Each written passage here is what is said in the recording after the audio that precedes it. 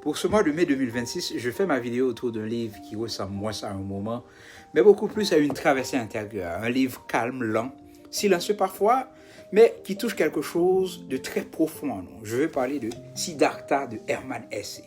C'est l'histoire d'un homme qui cherche pas simplement le bonheur, mais la vérité. Une vérité capable d'apaiser le cœur humain. Siddhartha grandit entouré de sagesse, de rythme, de connaissance. Tout semble déjà être là pour qu'il devienne un homme accompli. Et pourtant, quelque chose lui manque.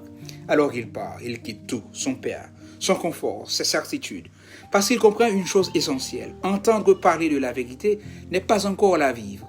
Et c'est là que le livre devient bouleversant. Car Siddhartha va essayer plusieurs chemins. L'ascèse, le silence, la richesse, le désir, l'amour, le plaisir, la solitude.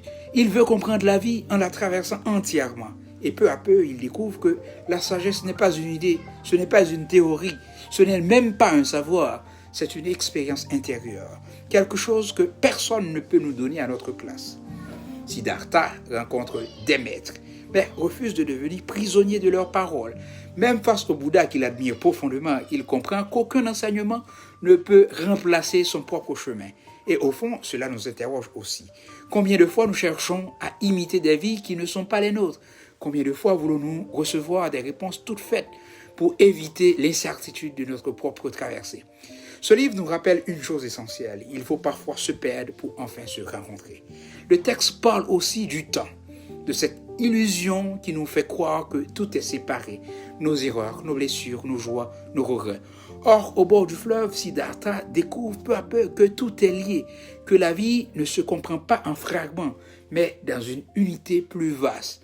Et peut-être, c'est cela finalement la sagesse. Apprendre à écouter, écouter le monde, écouter les autres, mais surtout écouter ce qui murmure en nous depuis longtemps. Siddhartha ne nous demande pas de devenir parfait, il nous invite plutôt à devenir pleinement vivants.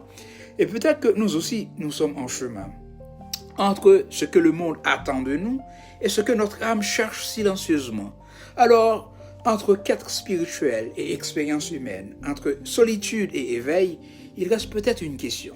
Peut-on réellement trouver la paix sans d'abord traverser le chaos intérieur? Et toi, crois-tu que certaines vérités ne peuvent être découvertes qu'à travers notre propre expérience? Dis-moi en commentaire ou écris-moi. Merci.